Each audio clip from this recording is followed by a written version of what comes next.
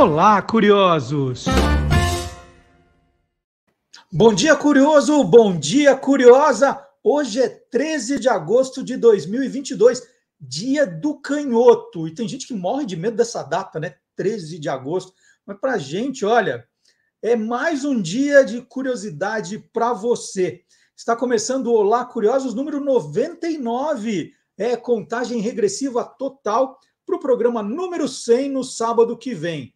E não é 100 programa, é o 100º programa, que o programa vai ter e recheado de atrações. Já é um programa que a gente está bolando há algum tempo. Então, programa número 100, sábado que vem. Ó, até rimou. E no programa de hoje, tudo o que você sempre quis saber sobre qualquer coisa, como toda semana, né? Pode ser o 98, 99, 100, 101, 102, tudo o que você sempre quis saber, a gente explica para você. Então, os destaques do programa de hoje são: anos de chumbo, rock e repressão. Esse é o tema da nossa entrevista principal. E o festival de besteiras que assola o país. E olha, cada vez mais, né? Festival de besteira não para. Como nós somos pródigos em criar besteiras, né? Vamos ver se isso melhora. Mas quem conta essa história de Stanislau Ponte Preta é o professor Vardy Marques, daqui a pouquinho.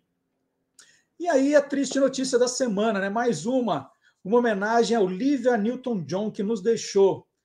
E o campeão de pedidos, né? Essa pergunta aqui, campeão de pedidos, todo mundo pergunta e hoje a gente vai responder.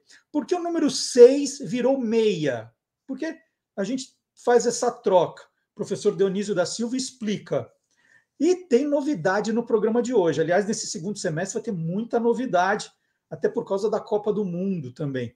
Mas hoje tem estreia da série com jingles políticos, com o professor Fábio Dias, que elegeu os jingles de eleições que ficaram mais conhecidos. Então hoje Silvio Santos vem aí no programa de hoje, hein? Tudo isso e muito mais no Olá Curiosos, que começa agora, primeiro com aquela navegada pela nossa home, que a gente está muito orgulhoso aí de ter mexido, de ter melhorado a navegação da nossa home, com mais destaques. Antes era meia dúzia, né? Agora são 16 matérias em destaque, está muito mais fácil de encontrar as coisas, e nós estamos num processo agora de renovação também do conteúdo, arrumando, juntando, tá ficando bonito cada vez mais, e você pode sempre colaborar. Se você achou alguma coisa, que fala, olha, tem uma informação complementar, olha, aqui está faltou uma palavrinha aqui, então vai avisando para a gente está naquele processo de melhorar o site para deixar ele cada vez mais bacana para você. E, né, eu vou falar de alguns destaques, eu já comecei dizendo que hoje é o dia do canhoto. E aí, talvez vocês esperem assim, bom, o programa vai explicar porque hoje é dia do canhoto.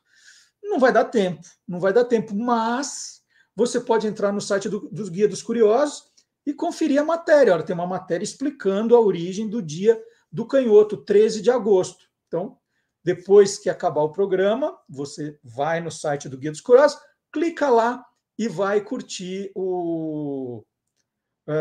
toda a explicação, né? Tá tudo muito bem explicado. Amanhã, para quem está assistindo o programa agora no sábado, amanhã é o Dia dos Pais. Dia dos Pais. Já vou começar mandando um parabéns, né, para o meu pai, Dermeval, a gente chama ele de Dedê. Dermeval, não precisa esperar o fim do programa, pai, já falo agora mesmo. Está sempre ligado, sempre assistindo. É o meu ombudsman também, né? Se eu falo qualquer coisa errada aqui, ele já avisa, fala, não, peraí, vamos corrigir isso aí, né? Então está sempre acompanhando. Então, parabéns, pai, parabéns por essa data. E agora estou aguardando também Rodrigo, Beatriz e Antônio, né? Eu espero que estejam vendo o programa, mas no final, não, pode ser amanhã, me deem os parabéns, certo? Então, quem inventou essa história de Dia dos Pais e por que ele é comemorado na segunda semana de agosto? Está lá no site do Guia dos Curiosos, está tudo explicadinho. Então, amanhã você pode compartilhar essa matéria. Fala assim, pessoal, feliz Dia dos Pais, tal. Estou mandando um link aqui para vocês entenderem como essa festa foi criada e por que ela é comemorada nesse dia. Manda para os amigos, copia o link e manda para todo mundo. Ajude a espalhar a curiosidade. Tá cheio de gente que não sabe, né? Vocês acompanham o programa há bastante tempo, agora o podcast há bastante tempo, mas tem gente que ainda não conhece o conteúdo do Guia dos Curiosos. Apresente esse conteúdo para eles. Então, Dia do Canhoto, a origem do Dia dos Pais, tudo isso e muito mais também no site do Guia dos Curiosos. E vamos começar com a novidade do dia, né? Para que ficar esperando? Esse ano nós temos eleição, um ano muito importante, né? Que futuro nós queremos para o país? Vai estar discutido isso. Já está sendo discutido isso. Tivemos essa semana um evento maravilhoso, né? Pela democracia. A gente não pode dar passos para trás, a gente tem que avançar, não retroagir. Então, um evento muito importante que o Brasil passou essa semana. Então, cada vez mais é importante falar de política, né? Tem muito jovem que fala assim, pai, eu não quero falar de política, né? Vejo aqui, falo, não, a política não me interessa. Aí a gente está falando do problema da fome, por exemplo. Eu falei assim, poxa vida, o problema da fome, né, pai? Eu falei, tá vendo? Isso é política, tem que aprender a falar de política. Então, política é importante, sim. E falar de política não é de falar esse bando de ladrão, né, que aparece aí. Não, política é importante falar, sim, para que a gente avance na política. Agora, a gente não tem culpa que muitas vezes a política é tomada por ladrões, né? Não era para ser isso. É que virou esconderijo de ladrão. E não é. Política é importante, sim, se discutir, se avançar. Você pode ter dois lados diferentes, é importante essa troca de ideias, né, para que às vezes são dois pensamentos diferentes, mas que podem gerar um terceiro para a gente crescer, e outros não, né? Outros que só pensam em tumultuar, incendiar o país para aquela balbúrdia continuar roubando, fazendo orçamento secreto, aquela coisa toda. Bom, mas o que eu quero dizer é que, porque nós teremos eleição esse ano, o professor Fábio Dias preparou já uma série especial que nós vamos rodar até as eleições, falando dos jingles políticos que marcaram, que fizeram história, né? E ele vai contar a história, depois nós vamos rodar o jingle também, e nós vamos até a eleição. E nós começamos hoje. Professor Fábio Dias, que é autor do livro Jingle é a Alma do Negócio. Vamos ver?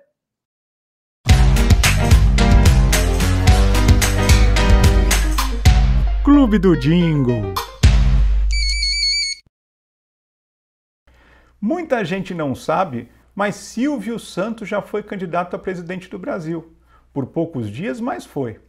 Nas eleições de 1989, quando a campanha já se aproximava do primeiro turno, que naquela época acontecia no dia 15 de novembro, Silvio Santos fez um acordo com um partido chamado PMB, Partido Municipalista Brasileiro, onde o candidato do partido, Armando Correia, cedia lugar para o Silvio Santos. Só que naquela época, as eleições ainda não aconteciam nas urnas eletrônicas como a gente conhece hoje em dia. E os votos eram dados em cédulas. Nas eleições de 89 eram mais de 20 candidatos, então a cédula era imensa, com um nome embaixo do outro, e o número do candidato vinha pequenininho dentro do quadradinho onde a pessoa devia fazer um X. E naquele pleito, o número do Armando Correia, o registro do partido dele, era 26. Por causa disso, o Silvio tinha uma dupla tarefa, uma dupla missão. Primeiro, convencer o eleitor a votar nele e, segundo, explicar que na cédula, para votar no Silvio Santos, tinha que votar no Armando Correia. E para isso tinha que fazer um X em cima do quadradinho do 26. Então imagina que confusão. Vote no Silvio Santos, mas não no Silvio Santos, no Armando Correia, porque o voto vai acabar sendo para o Silvio Santos. Bom, o problema é que esse partido, o PMB, tinha o seu registro provisório, que acabou sendo cassado poucos dias depois pelo TSE. Então, durante um espaço de poucos dias, eu acho que não chegou nem a uma semana, Silvio Santos foi candidato a presidente. Ele chegou a gravar 8 programas, não sei se os 8 programas chegaram a ir ao ar, mas o que nos interessa, nosso tema aqui é jingle, era justamente o seu jingle de campanha, que nada mais era que o tema de abertura do programa dele, criado pelo Arquimedes Messina, o tema famoso, com uma adaptação na letra, que eu tenho certeza que não foi o Messina que fez.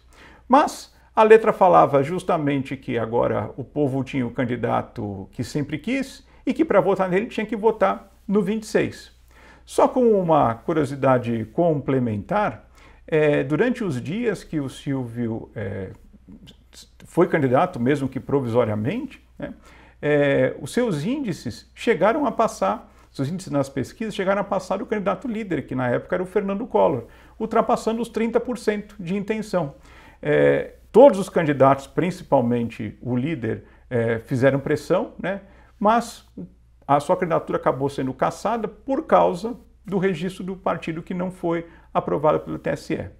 Bom, vamos assistir o jingle do candidato Silvio Santos a presidente em 1989 e percebam a semelhança quase que total com o tema de abertura do seu programa.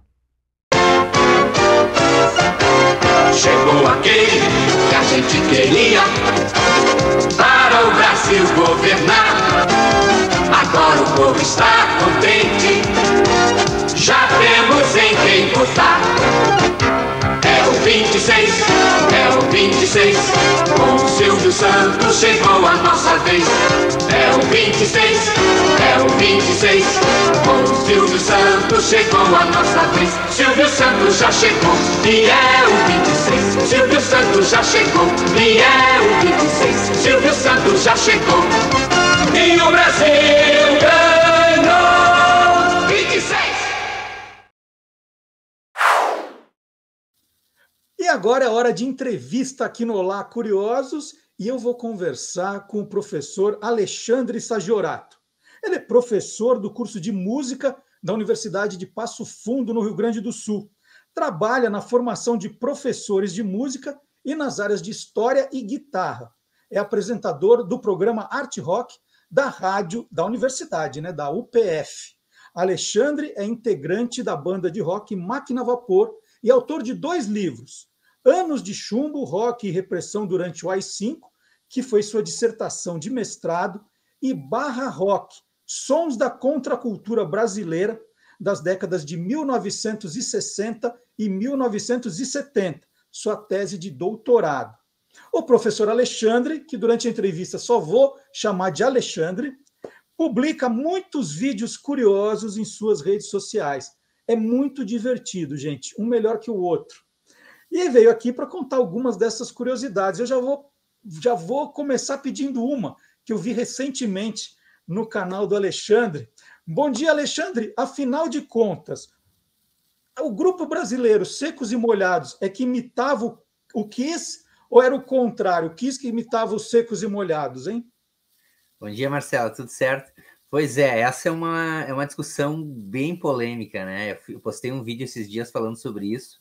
E as questões assim, ó, os Secos e Molhados é certo que não imitou o Kiss, porque os Secos e Molhados veio antes, né? Como formação da banda e tudo mais. A gente tem que entender que o mundo naquele momento não tinha internet, né? Não tinha todos os mecanismos que a gente tem hoje para saber o que está rolando no mundo inteiro.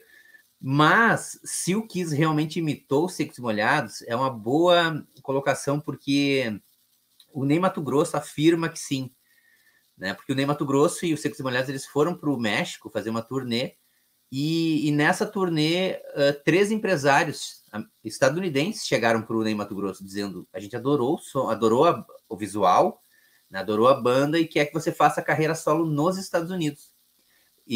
Mas o teu som precisa ser mais pesado, que é o Kiss, né? Mais pesado do que os Secos e Molhados, né? E aí tem essas questões assim, a gente fica em dúvida, porque, claro, naquele momento ali, muitas bandas também em outros lugares do mundo estavam pensando em se maquiar, ou pelo menos, né, ter aquele visual mais andrógeno, assim. Então é complicado, bem polêmico. Vale até uma tese aí de doutorado, alguma coisa nesse sentido, né? Uma pesquisa mais profunda ali. Mas é importante, sim. O mundo sempre escutou a música brasileira, né? O Jim e o Paul Stanley, eles chegaram a conversar com o Zé Rodrigues, que era um músico brasileiro que estava envolvido ali, amigo do Ney Matogrosso, dessa galera, que apresentou para eles os Secos e Molhados. Então, né, acho que valeria o Paul Stanley abrir e dizer: ó, sim, a gente conhecia os Secos e Molhados e se inspirou nos Secos e Molhados. Muito legal. E vamos falar um pouquinho de rock, Alexandre, que é uma coisa que você adora, fala bastante. O primeiro rock gravado no Brasil foi de uma mulher, é isso? Foi. O rock brasileiro começou com as mulheres, né? A gente às vezes não tem essa percepção. A Nora Ney, que era uma cantora de samba canção, foi chamada para fazer a primeira gravação de um rock no Brasil. E ela não porque então ela tinha envolvimento com o rock. O rock era um estilo, um gênero novo, né, que estava surgindo nos Estados Unidos. Mas como ela tinha uma boa dicção e sabia falar inglês, chamaram ela. E ela foi lá, gravou e tal, e tanto é que ela não fez mais nada disso, assim. Se não me engano, tem até uma música que ela fala Cansei de Rock, que vem depois. Né? Ela não tinha nada, nenhuma ligação. A ligação era a dicção e o inglês. E qual foi esse primeiro rock? É uma versão do Bill Haley, aquela Rock Around the Clock. Aí ela fez uma versão cantando em inglês mesmo, né? Essa música. Depois, aí que tá a segunda regravação importante, o segundo rock importante no Brasil, também daí vem com mais uma cantora, mais uma mulher, né? Que é a Heleninha. Ela fez daí uma versão em português. Daí ela fez essa composição, essa mesma música, só que cantada em português. Daí se chamou Ronda das Horas. Que legal, mas não é porque estava associado a mulheres, não, né? Foi uma coincidência. Não, coincidência. Foi uma questão assim do mercado mesmo, das pessoas ali mais próximas que poderiam ter essa cara de roqueira no Brasil e tentar gravar esse estilo, né? Era mais uma tentativa de mercado mesmo, né? Alexandre, pode falar, pode terminar. Não, é que depois tem mais pessoas que vão entrando no rock and roll. Um deles é o Calbi Peixoto até, né? Que a gente também às vezes não associa ele ao rock, mas também é uma pessoa que entrou no rock. E tem a Celi Campelo, que é mais uma mulher também que vai entrar depois, né? Então, as mulheres estavam ali, elas gostavam muito do gênero rock and roll. Eu percebo, né, pelo que eu descrevi aqui de você, que o seu instrumento é a guitarra.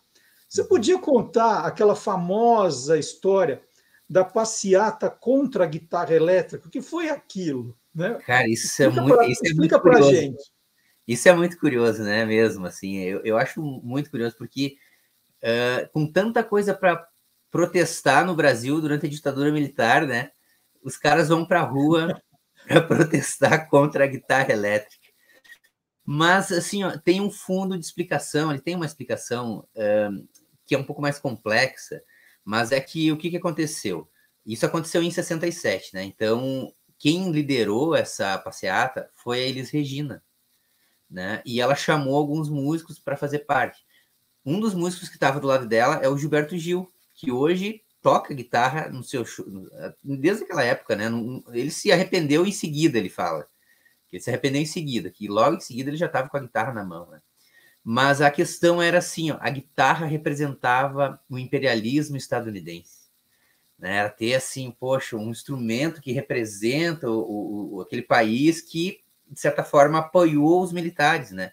Apoiou o golpe. Então, eles contra os militares, querendo a volta da democracia.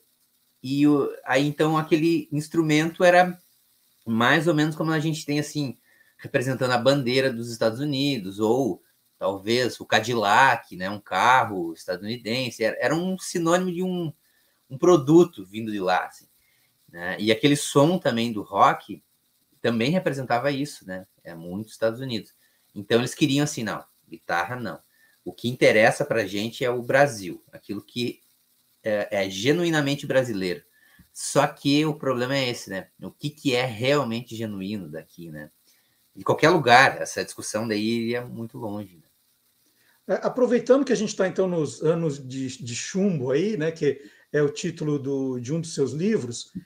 Como é que foi a censura às músicas nessa época, Alexandre? Os censores olhavam muito forte na questão da música, porque a música era jovem. Como é que era essa questão bem focada na música, assim? Existia, então, todo um setor, assim, formado pelo governo para... trabalhavam com a censura mesmo, né? Então, você mandava suas músicas para esse departamento. Tinham pessoas que trabalhavam atrás de um balcão, né, pegando as letras, lendo elas e dizendo isso eu aprovo, isso eu não aprovo, com carimbos e tudo mais. Bem burocrático o sistema mesmo. E a tendência era não aprovar nada que fosse ofensivo ao governo. Então, uma manifestação dizendo que você não estava de acordo e queria uma certa mudança, obviamente seria censurado. Mas não era só isso. Aí tem várias questões assim que também envolvem. Por exemplo, se a gente pegar o Chico, o Gil, o Caetano, que tem uma letra mais ligada à música popular brasileira e mais engajada nesse sistema, assim, de falar, né, de um Brasil que precisa de mudanças e tal, eles eram mais visíveis, assim, então se chegava uma letra deles, eles já olhavam, né, com um crivo maior.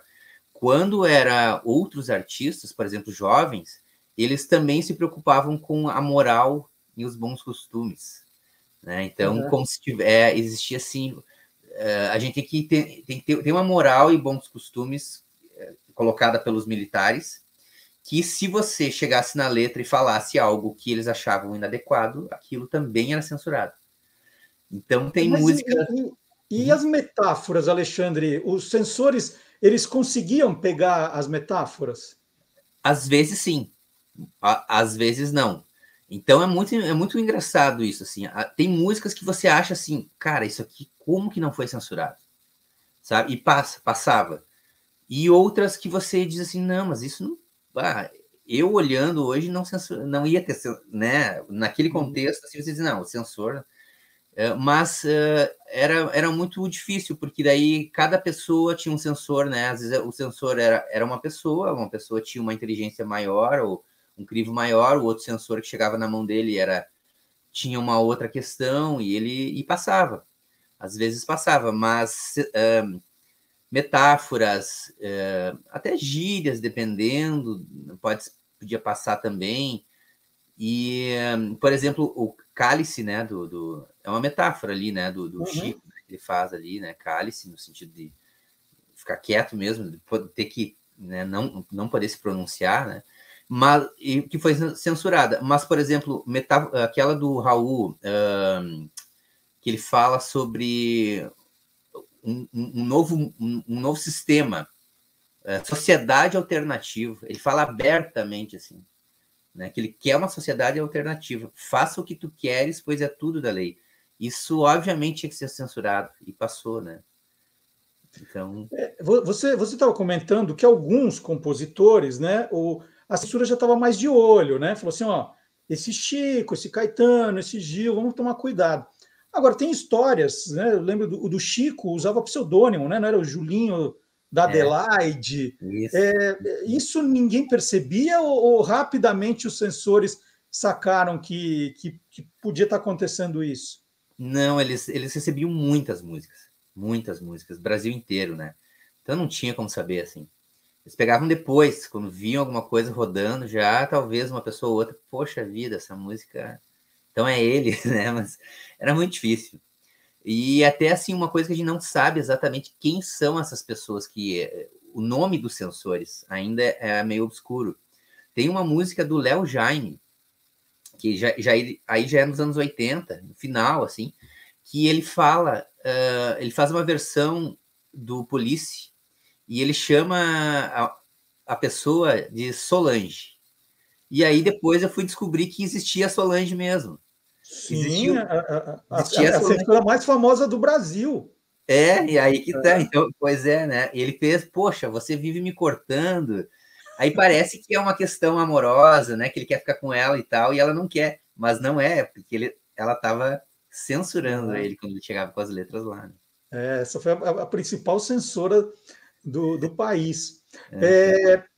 Outro dia, no programa que a gente faz aqui às quintas-feiras, Alexandre, que a gente viu que é em TV, o Magalhães Júnior estava falando um pouco de censura nessa época, e ele comentou que, além dos censores ficarem de olho nessa questão política, depois dos costumes, dos bons costumes e da moral, tinha censor que não gostava da letra, falava, não, isso aqui está mal escrito, isso aqui, né, o tiro ao árvore lá, cortavam, que assim, não, isso aqui está mal escrito, não está bom. E tinha esse lado também meio pessoal, assim, não gostei, tem muito erro, a concordância não está boa. Se cortava, se censurava por causa disso também? Tinha também. E eu consegui depoimentos desse pessoal aí, até com os Mutantes. Tem uma música dos Mutantes que ele fala, se chamava Cabeludo Patriota. E aí, então, óbvio que isso já ia dar problema. Mas a questão é que, na letra, ele fala que o cabelo dele é de purpurina, verde e amarelo, alguma coisa assim, né? E aí, só que na letra original tinha a palavra caspa. E aí o censor disse, não, caspa não. Não. Só que imagina assim, ó, você ser chamado muitas vezes, né?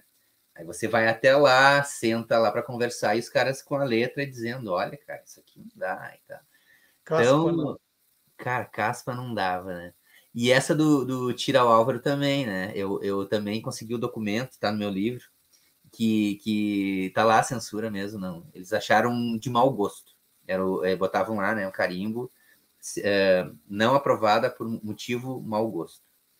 Eu fui assistir a exposição sobre a Rita Lee aqui no Museu de Imagem do Som, em São Paulo, e tinha uma parte que falava só das letras censuradas dela. Não se podia falar nem sobre menstruação, né? Se cortava isso. Era um negócio, né, que poderia ser um serviço até falar sobre isso. Não, era proibido, né? Tinha umas coisas... Exato. Tem uma da Rita Lee que eu também analisei, que era Papai Me Empresta o Carro. Foi censurada porque dizia, nem dizia, mas estava escrito assim, que essa composição demonstra que vai ter sexo no carro. Né? Então, exatamente. Porque ela diz assim, né, que ela precisa do carro emprestado do pai, se não me engano, né? Papai me empresta o carro, tô precisando levar minha garota ao cinema, não cria um problema. E aí, então, não liberava. E tem um monte de artistas bregas também que foram censurados, né? Que é importante também, que a gente pensa assim, só os caras militantes, mas não, né? Dentro do rock, dentro da música brega, em vários estilos. Odair José, né? O Odair José, com o Pare de Tomar a Pílula, já contou aqui pra gente também que penou para conseguir aprovar a música. Tem de tudo. Saindo um pouquinho da censura, Alexandre, que o negócio aqui vai longe, né? Como no tempo da Jovem Guarda, você que tem aí, estudou todos esses períodos, no tempo da Jovem Guarda, como era a relação do pessoal da Jovem Guarda e da MPB? Tinha rivalidade? O que rolava entre eles? Tinha bastante rivalidade, que tem a ver também com essa questão da passeata, que a gente falou antes, no sentido de que a Jovem Guarda, dentro dos festivais, da era dos festivais, representava uma parte, né, da população brasileira, enquanto que o pessoal da MPB representava a outra parte.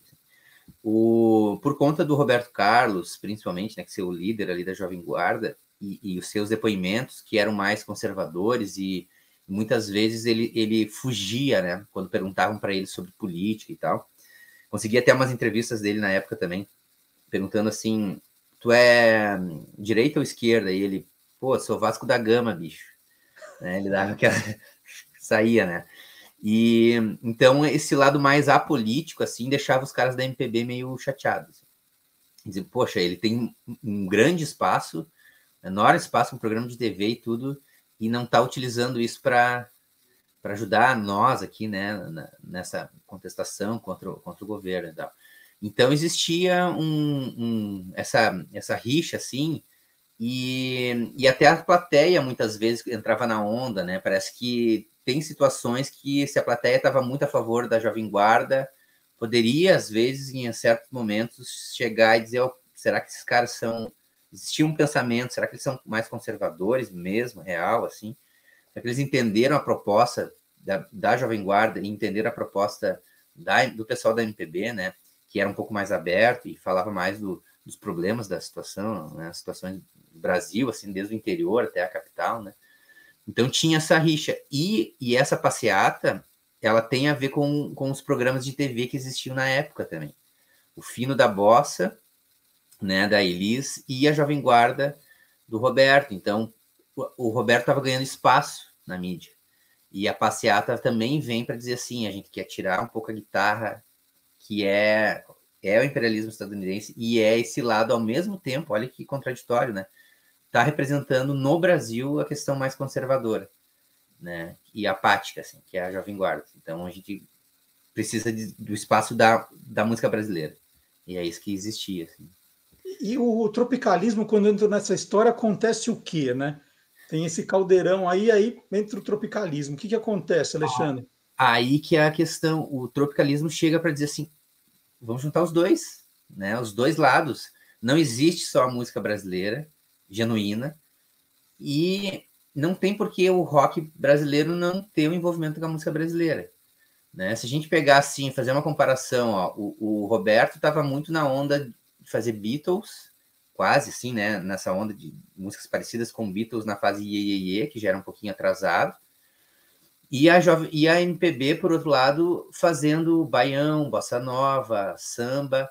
E quando o Gil, mesmo ele foi na passeata, mas, como eu falei, ele se arrependeu no outro dia, né? O Caetano não foi, ele disse que ele só olhou de longe e disse, não, isso não era para mim, né? Mas o Gil foi, e logo em seguida ele escutou o Sgt. Peppers, dos Beatles. E aí ele disse assim, é isso, sabe? Quando caiu assim a ficha, que a gente diz, né? Pô, é isso. É a mistura da música erudita com rock, no caso dos Beatles, a música indiana com rock, e a gente precisa fazer aqui.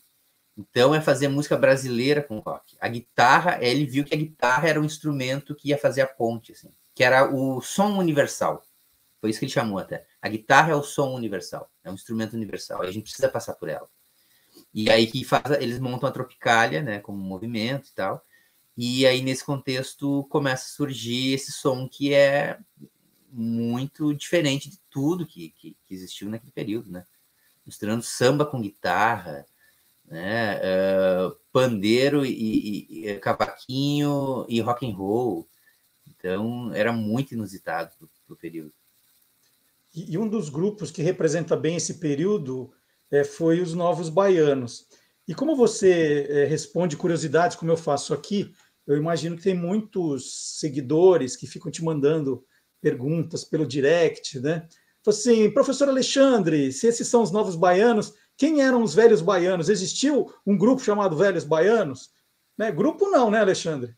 É bacana isso, né? Os Novos Baianos, eles entraram nessa corrente, assim, de formar um novo perfil de músicos que viria substituir os Velhos Baianos, então, que seria o Gil e o Caetano, né? Quando eles foram exilados. E, claro, Tom Zé também, tem mais gente lá da Bahia, né? Os Novos Baianos, eles vieram com essa ideia de seguir na Tropicália, mesmo que o movimento e os líderes não estivessem mais aqui, mas eles iam continuar, da sequência, né? Então, foi esse o propósito. E é legal que, ao mesmo tempo que eles estavam imbuídos disso, os Mutantes já tinham tocado antes, né, com o Gil e o Caetano, e estava no meio ali, né, com esse pessoal, e aí, então, essas duas bandas serviram de base, assim, vamos dizer, para que um rock iniciasse nos anos 70, muito ligado à Tropicália. E é esse rock que eu pesquiso, né, nos livros e que no mestrado, doutorado. Então, é esse rock que eu me orgulho, assim, de ter, de certa forma, assim, ido atrás desse pessoal e pegado, assim, eu ia dizer resgatar, mas não é bem assim, mas tu buscar coisas desse período e trazer à tona, porque eles são muito esquecidos, assim. Eles não, imagine como era fazer rock na ditadura, era muito difícil. Eles gravavam pouco, não tinham espaço para tocar, né? Então, aí eu comecei a trazer bandas que não tiveram um disco só ou dois, assim, e que as pessoas praticamente não conheciam. Então, eu me orgulho bastante. Para a minha geração, que foi adolescente ali nos anos 80, Alexandre, a gente tinha a sensação que o rock, né, aquelas bandas estavam surgindo forte no Brasil nos anos 80, que ali foi o começo do rock brasileiro. Então você está dizendo que não, né? A gente teve na década anterior rock, né? E eu queria que você desse exemplos, contasse quem foram esses grupos ou esses roqueiros dos anos 1970. É bacana isso. Assim, ó, o rock, ele, como eu falei, ele iniciou nos anos 50 igual, de uma forma simples e tal. Quando chega nos anos 60, tem a Jovem Guarda, que é rock, sim. A gente tem que dar todo o valor pro Roberto, o Erasmo, esse pessoal foi importante, sim, né? Mas quando a gente chega nos anos 70, a barra era muito mais pesada, até por isso que eu intitulei meu livro de Barra Rock, no sentido de barra pesada, né? Essas bandas eram, então, os Mutantes, Secos e Molhados. Tem mais duas que são mais famosas, que é o Raul Seixas, óbvio, né? Que todo mundo conhece, que também começou ali. E os Secos e Molhados, que a gente falou, que eu considero uma banda de rock também, né? Secos e Molhados você falou 2 vezes. Faltou algum ou não? Desculpe, então, Mutantes, Novos Baianos, Novos Baianos. Raul e Secos e Molhados. Esses são os mais conhecidos. Mas tinha uma série de bandas, assim, como Moto Perpétuo, uma banda chamada Recordando o Vale das Maçãs, bem curioso esse também, nesse nome. O Terço, que é um pouco mais conhecida, talvez, né? A Casa das Máquinas, Vímana, tinha uma banda chamada Joelho de Porco, tem uma outra banda, o Bicho da Seda, Liverpool, aqui no Sul também, né? Essas duas, junto com o Almôndegas. E é uma série, o Peso, Barca do Sol, Ave Sangria. Então é uma série de bandas espalhadas pelo Brasil, né, fazendo rock e gravando um disco ou outro. E dali sai uma... Não, pode falar. O Almôndegas é o que virou o Cleiton e Cleidir, de onde eles saíram, não é? Isso, exatamente. E o Vímana, quem que era? O Vímana era o Lulu Santos, o Lobão e o Richie, aquele do Menina Veneno, né, que foi conhecido nos anos 80. Então imagina, ó, todos esses caras tiveram um trabalho gigantesco nos anos 70, praticamente não conseguiram gravar, não ganhavam dinheiro. Aí quando tem o fim da ditadura, abre as portas e esses caras se lançam em carreira solo. E aí dá certo, né? Claro, muda o som também, né? A sonoridade dessas bandas aqui, elas estão muito mais ligadas ao rock progressivo, essa mistura da Tropicália, né? Então, misturar música brasileira com rock, tem uma coisa de blues, tem coisas de música erudita no meio e tal. E o Lulu Santos, por exemplo, é bem mais pop, né? A gente vê o trabalho dele depois, mais pop. Mas o início tá ali. O Cleiton Cleidir, então, nos Almôndegas, aquela banda, o Terço, vai se tornar o 14 Bis, né, com o Flávio Venturini. Tem o Moto Perpétuo também, quem era o líder era o Guilherme Arantes, que também vai fazer muito sucesso nos anos 80. Né?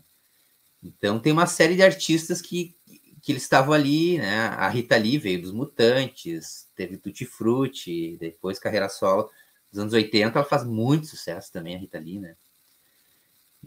Então é uma série de músicos que na sua adolescência estavam ali, tentando fazer rock em plena ditadura. Né? E a sua banda, Máquina a Vapor, tem alguma referência desses anos 70? Tem total, tem total. Eu posso mostrar os claro. vídeos, né?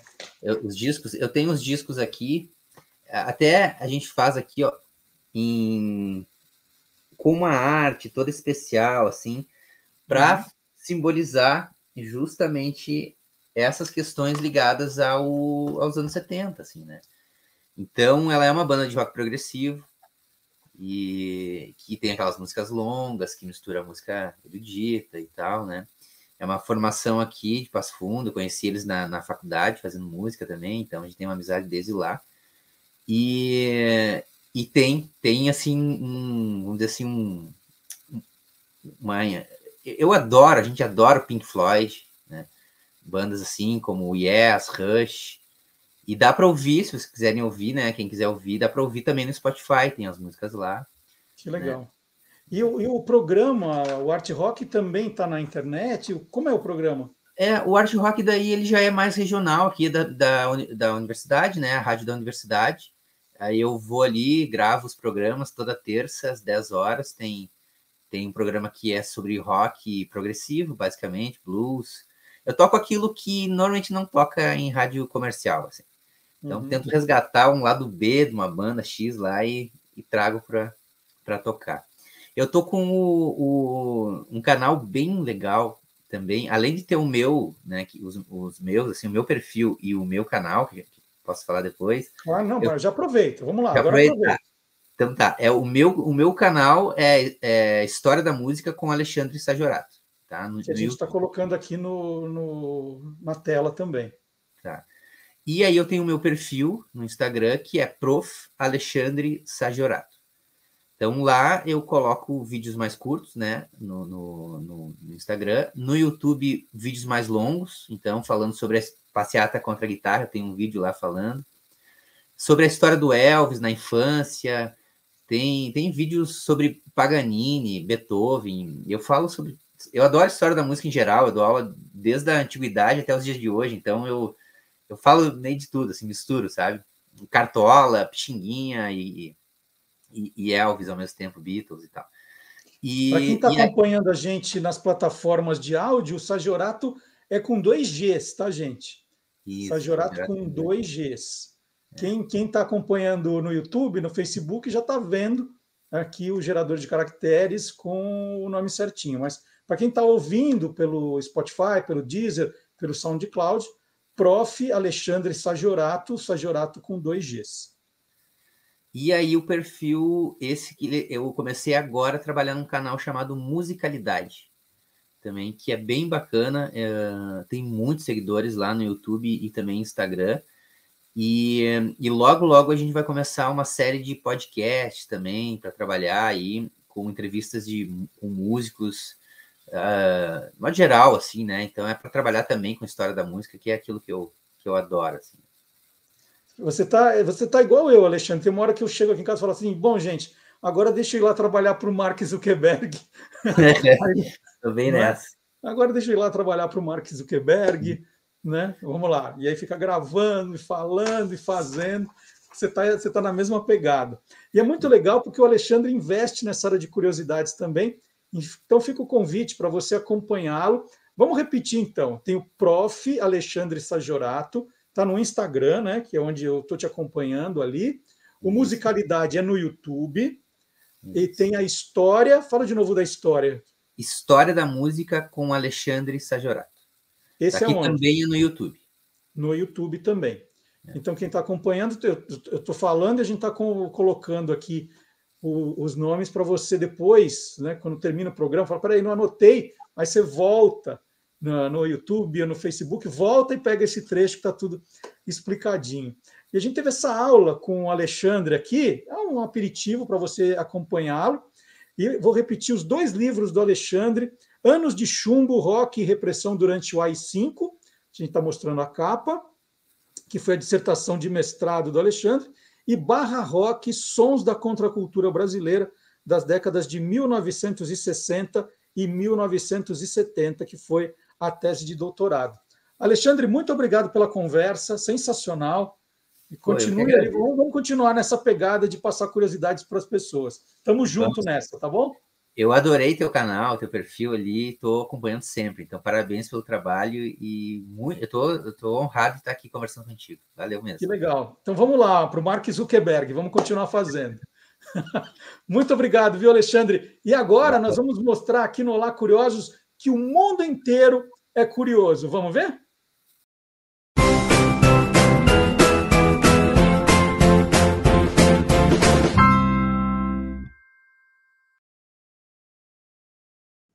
E depois de 70 anos, o concurso Miss Universo finalmente irá permitir que mães e esposas disputem a competição. A partir de 2023, então já a partir do ano que vem, as participantes não precisarão mais ser solteiras e não ter filhos, porque isso era a regra, né? É casada? Não pode participar. Algumas davam uma enganada, né? Tem filho? Não pode participar. A mudança dessa regra arcaica, né, foi chamada assim por uma das organizadoras do evento, está sendo feita para remover qualquer barreira para o sucesso de uma mulher no concurso. Opa, demorou 70 anos, mas finalmente. Desde o início da competição, em 1952, mães e esposas eram consideradas candidatas inadequadas na disputa pelo título de, né, abre aspas, mulher mais bonita da Terra. E aí ficava parecendo que a beleza era exclusividade só de mulheres jovens, solteiras, sem filhos, né? Veja só.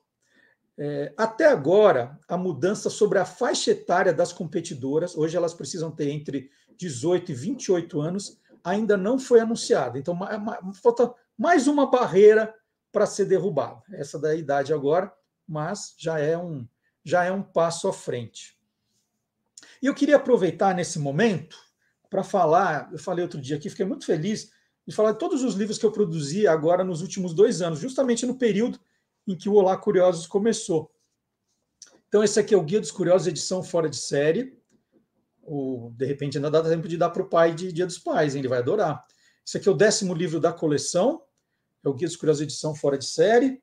Agora, mês que vem, nós temos os 200 anos da independência do Brasil, e eu tenho aqui 2 livros para mostrar. O Memórias Póstumas do Burro da Independência, é um livro para criança, mas que os pais vão adorar ler junto, porque conta a história da proclamação do ponto de vista do burrinho que levava Dom Pedro I nas costas no dia 7 de setembro de 1822. Né? Aquela história daquele cavalo, né, branco, bonito, aquilo foi ideia do Pedro Américo quando pintou o quadro. Dom Pedro estava num burrinho mesmo que resolveu contar essa história do ponto de vista dele, que ele nunca teve essa oportunidade.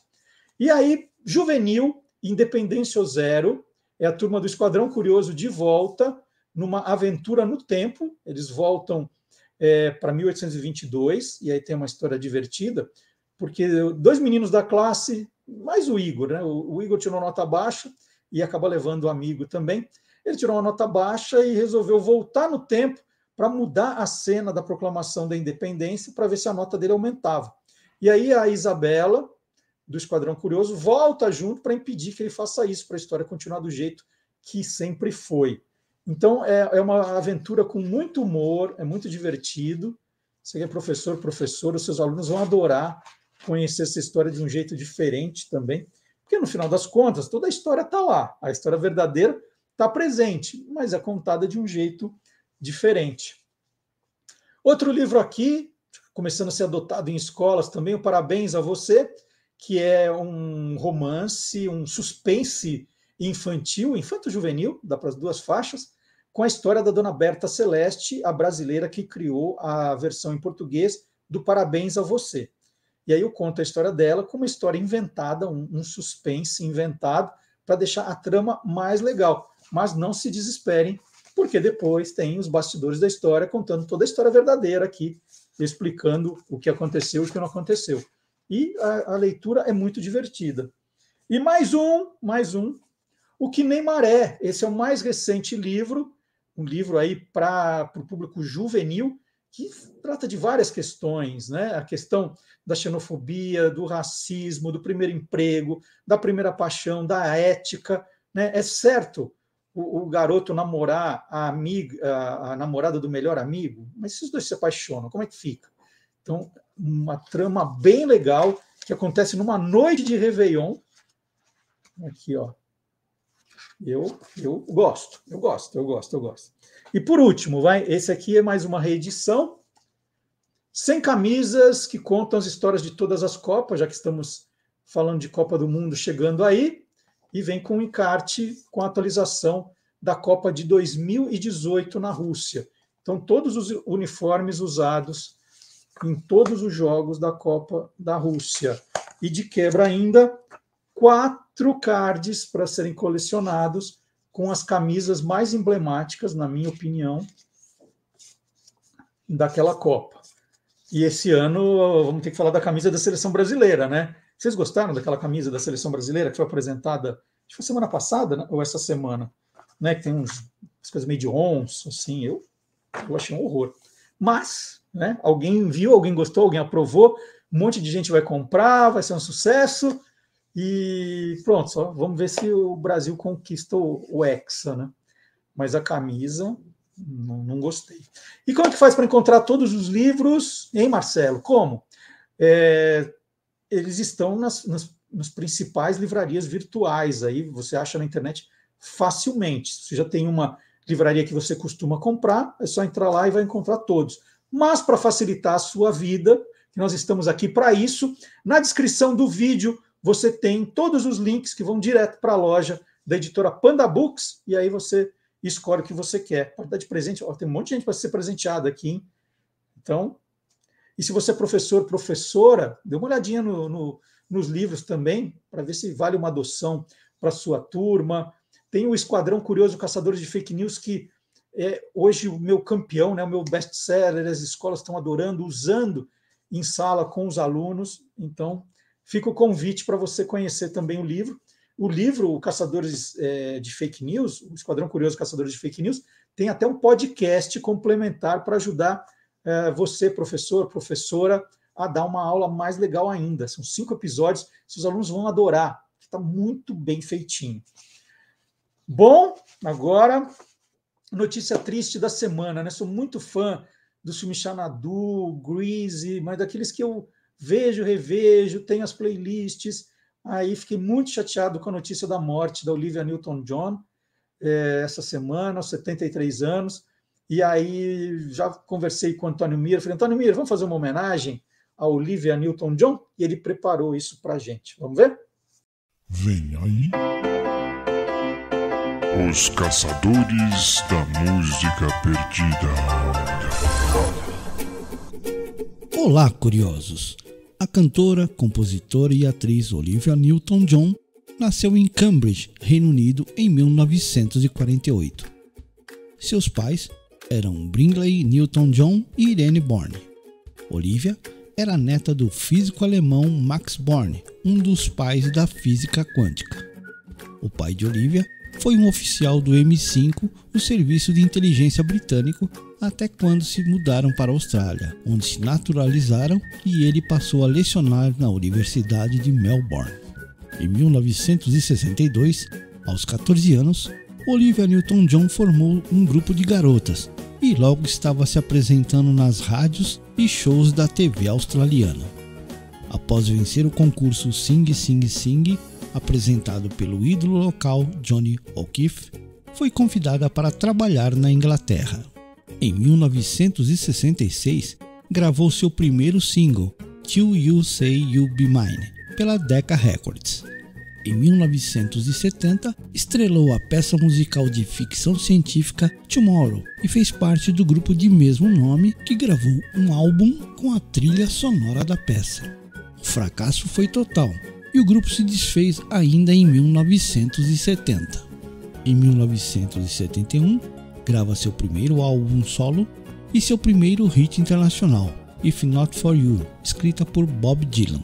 A música fez sucesso na Inglaterra e Austrália, mas não conquistou o público nos Estados Unidos. Isso só ocorreria em 1973, quando lançou Let Me Be There, que ocupou a 6ª posição no Top 10 americano e ganhou o Grammy de melhor cantora country do ano.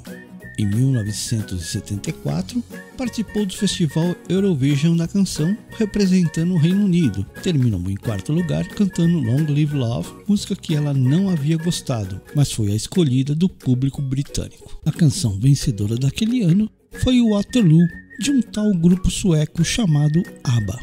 Olivia Newton-John começou a ganhar espaço dentro do country americano quando lançou em 1974 I Honestly Love You, composta por Jeff Barry e Peter Allen. Os puristas torciam o nariz por conta do estilo mais pop, mas ela tornou-se a cantora country de maior sucesso nos Estados Unidos, desbancando grandes nomes como Loretta Lynn, Anne Murray, Tanya Tucker e até Dolly Parton. E os puristas do country devem ter dado pulos de alegria quando em 1978 o filme Grease mudou definitivamente o estilo musical de Olivia Newton-John para o pop. A trilha sonora do filme vendeu mais de 45 milhões de cópias e colocou 3 singles dela no top 5 americano: You're That One That I Want e Summer Nights, em que ela canta com John Travolta, e Hopeless Devoted to You. Em 1980, estrelou o filme musical Xanadu, desta vez tendo como parceiro o astro Gene Kelly. Os hits que Olivia emplacou nas paradas foram Xanadu, acompanhada pela banda Electric Light Orchestra, Sandali, em dueto com Cliff Richard, e Magic. Em 1981, Olivia Newton-John retorna ao posto de número 1 do Hot 100 da Billboard com o hit Physical, composta por Steve Kipner e Terry Shaddick. Curioso é que só depois de gravar o clipe de todo o sucesso, ela percebeu que a música tinha duplo sentido em parte de sua letra. Antônio Mir, para o Caçadores da Música Perdida no Olá, curiosos!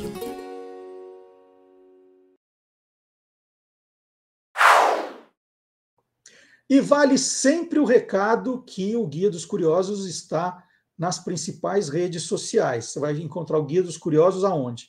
No Facebook, no Twitter, no Instagram, no TikTok.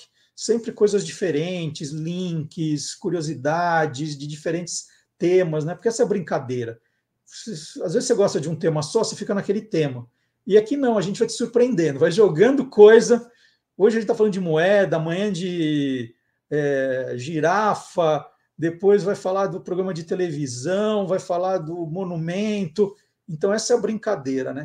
Mandar muita informação diferente para você. Então estamos em todas essas redes sociais, sempre com novidades. E também somos, né, cada vez mais forte, um podcast. Quem está assistindo no YouTube, no Facebook, está vendo com imagens, mas nós somos um podcast que está no Deezer, no Spotify, no SoundCloud. Todo sábado, às 10 da manhã, esqueci o horário, sábado, 10 da manhã, o programa fica disponível para você baixar e ouvir a hora que quiser. Esse que é o bacana.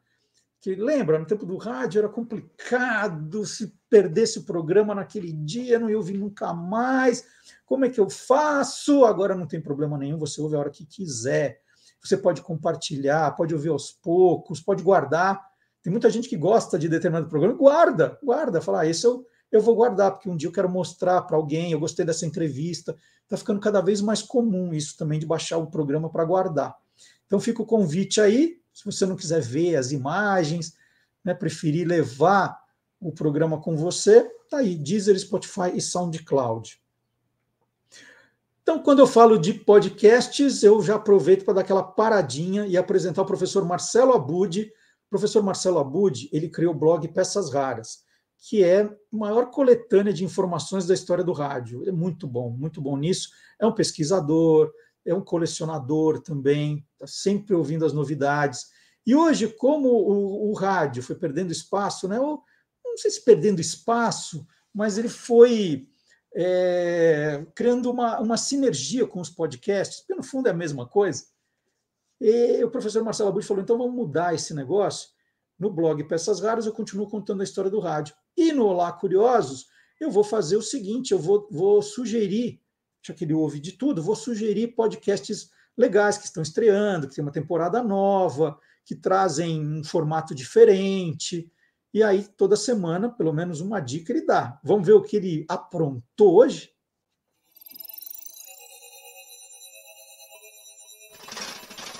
Hoje pode. Com Marcelo Abud. Olá, tudo bem?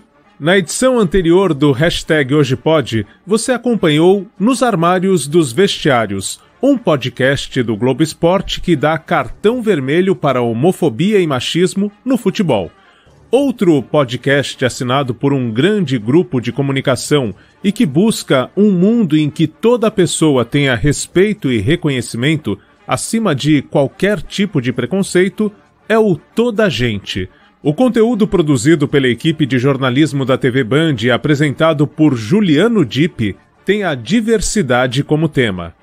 A estreia foi em 28 de junho, Dia Internacional do Orgulho LGBTQIA+, e contou com a participação do médico geriatra Milton Krenich, autor da pesquisa sobre vulnerabilidade no atendimento à saúde dos LGBTs 50+, e Carolina Iara, mulher trans e co-vereadora de São Paulo. Você sente orgulho? Orgulho de quê?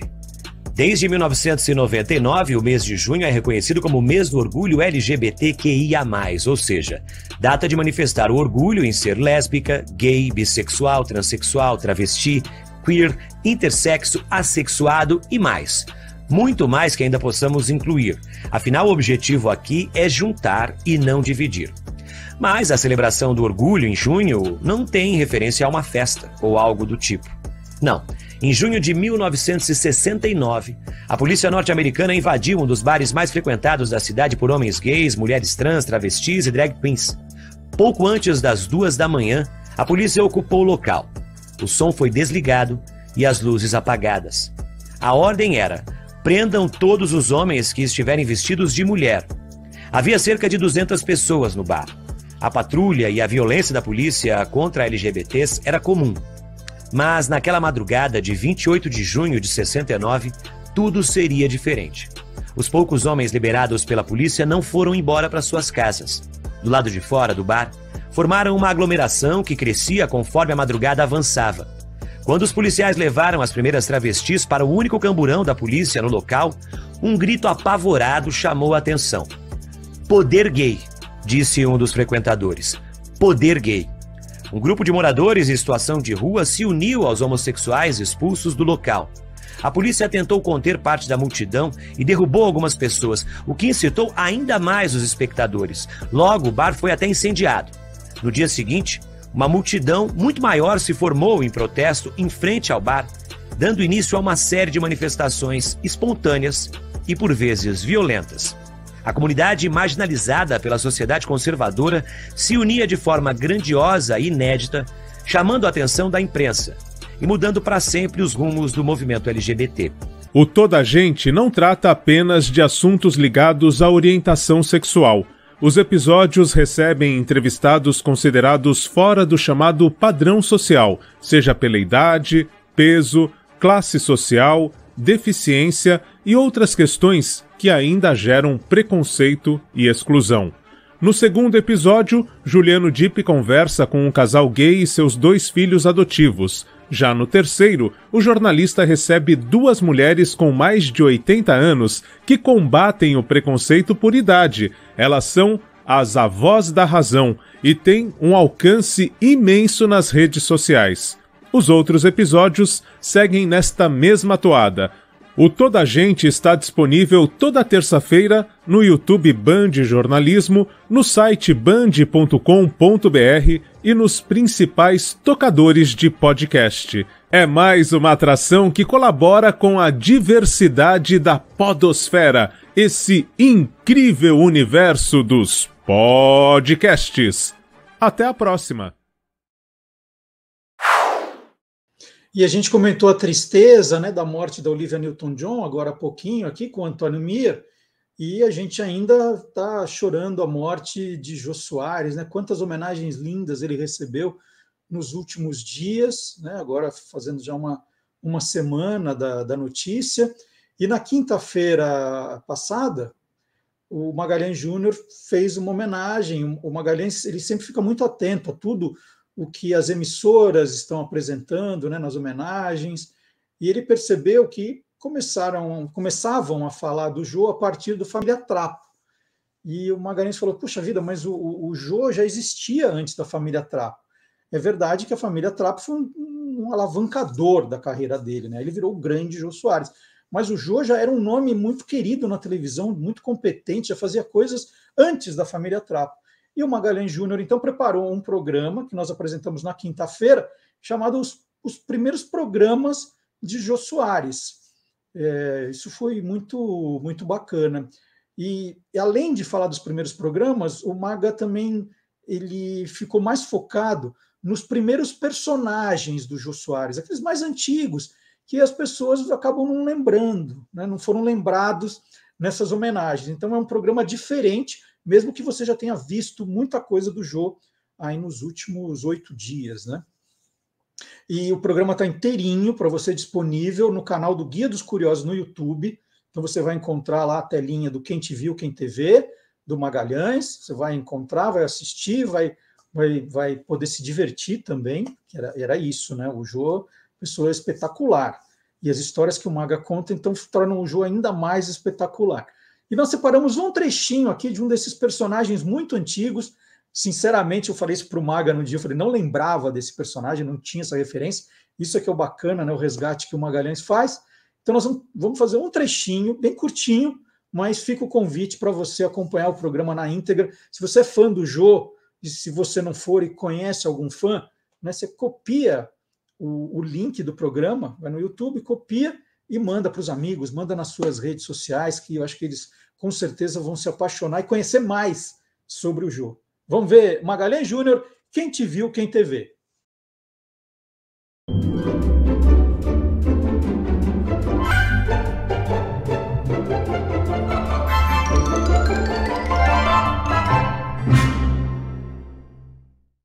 por eu ter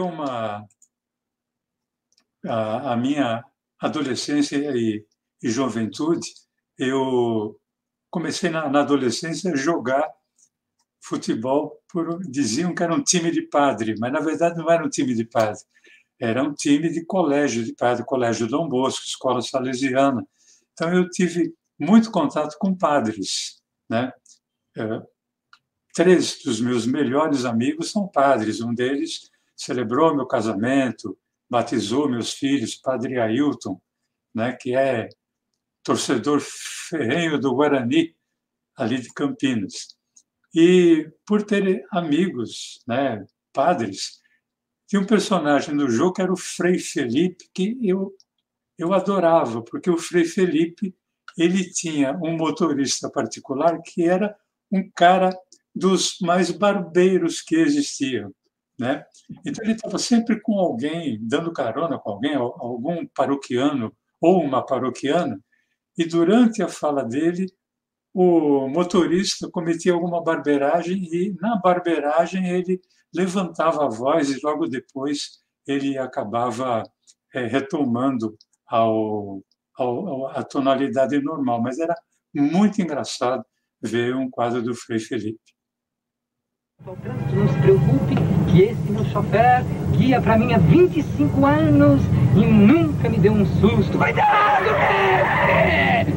É um homem em quem eu tenho inteira confiança, porque é realmente um senhor de cabelos brancos que vai calmamente no trem. Cuidado, mestre! Então, dona Lúcia, mais tranquila? Sempre que converso com o senhor Frei Felipe, esqueço muitos problemas. O senhor não sabe o conforto que a sua segurança me dá. Ah, é porque eu tenho fé, dona Lúcia. A fé é que nos dá essa tranquilidade. Cuidado, mestre! E essa semana também a televisão fez aniversário. A televisão comemora aniversário no dia 11 de agosto, e tem uma história muito curiosa por trás disso, envolvendo Santa Clara, que acabou sendo a padroeira da TV. Eu não vou contar essa história aqui, mas fica o convite para você, depois do programa, visitar o site do Guia dos Curiosos, www.guiadoscuriosos.com.br, e acompanhar essa história inteirinha. Eu explico a história inteirinha. Por que Santa Clara virou padroeira da TV? A história é muito curiosa. E por que, então, se comemora o Dia da Televisão nessa data. Então, está lá no site do Guia dos Curiosos, tá bom? Já mostrei aí e fica o convite. E vamos continuar na toada das histórias, né? Vamos falar um pouquinho das besteiras que assolam o país, FEBEAPA, né? Mas não, é mais que isso até. Nós vamos falar do Stanislau Ponte Preta com o professor Vardy Marx. Vamos lá.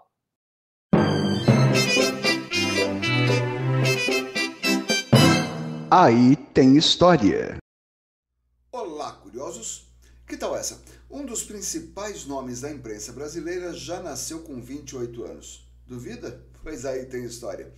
Stanislau Ponte Preta, surgido em 1951, era mais que um pseudônimo, era um alter ego de Sérgio Porto. Ou seja, o estilo de escrita dos dois era essencialmente diferente. Sérgio Porto nasceu em 1923 no Rio. Foi escritor, jornalista, cronista, deu suas voltinhas por rádio, teatro, TV, colaborou em roteiro de cinema e fez letra de música. Música, aliás, era assunto sagrado. Só tinha discos de samba do bom, música clássica e jazz tocado por negro-americano. Nesse tema, aliás, orientava os amigos sobre o que era puro e o que era enrolação. Falava com a autoridade de quem escreveu uma excelente pequena história do jazz publicada pelo Ministério da Educação. Num artigo escrito por ocasião de sua morte, Paulo Mendes Campos nos informou: Sérgio era bonito, forte, elegante, inteligente, alegre, simpático. Era um privilegiado sem ostentação. Só lhe faltava o dinheiro, razão pela qual trabalhava feito um condenado. Com 15 horas diárias de ralação, já perto da morte, que veio da combinação de um envenenamento criminoso com um terceiro infarto, disse: Só estou levantando o olho da máquina de escrever para pingar colírio. Peraí. Envenenamento criminoso? É. Nós já estávamos em 1968, ano que iria terminar com o AI-5 e a coisa estava cada vez pior no Brasil. Sérgio vinha recebendo ameaças porque seus ataques à ditadura eram feitos com extrema inteligência, o que os deixava praticamente impossíveis de serem respondidos. Tinha uma garrafa térmica no camarim e no teatro no qual ele estava se apresentando, e no intervalo ele foi lá e tomou um café. No ato, ele sentiu que ali tinha alguma coisa de errada. Começou a passar mal, foi para o hospital e dias depois morreu. Mas eu me expressei mal. Sérgio Porto nunca atacou ninguém. Agora o Stanislau Ponte Preta, esse era fogo. Essa faceta da personalidade de Sérgio foi criada para, com humor ferino, atacar a intolerância, a estupidez, a prepotência, a cretinice que se destaca na classe opressora brasileira desde sempre. Quando eu disse que não era apenas um pseudônimo, quis me referir ao fato de que Stanislau tinha uma outra personalidade, além de uma família bem conhecida, com tia Zulmira, primo Altamirando, Rosamundo e outros. Criava expressões geniais. Estava numa melancolia de pinguim no Ceará. Olha, está mais suado do que o Macadu do Pelé. Se peito de moça fosse buzina, ninguém dormia nos arredores daquela praça. Para zombar dos concursos de Miss e daquelas listas das 10 mais elegantes, ele criou uma lista só dele, as certinhas do Lalau, com as mais belas vedetes, dançarinas e atrizes do momento.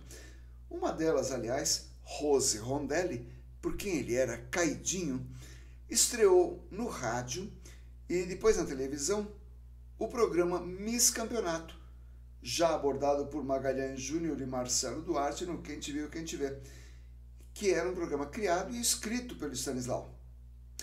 Muito inventou o Stanislau, porém sua maior criação foi o FEBEAPA, Festival de Besteira que Assola o País.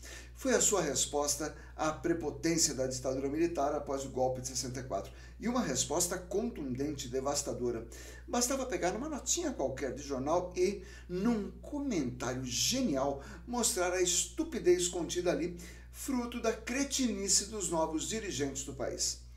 De vereadores ao ditador de plantão, passando por variados babacas ou cocorocas, como ele dizia. Essas crônicas eram publicadas em jornal e depois reunidas em livros, gerando os 3 volumes do FEBEAPA. Quer saber mais? É só digitar FEBEAPA no Google e você vai encontrar. Vale até a Wikipédia. Você vai ver que se estivesse vivo hoje, ia tornar muito mais dura a vida de uns e outros cocorocas pela aí. É isso.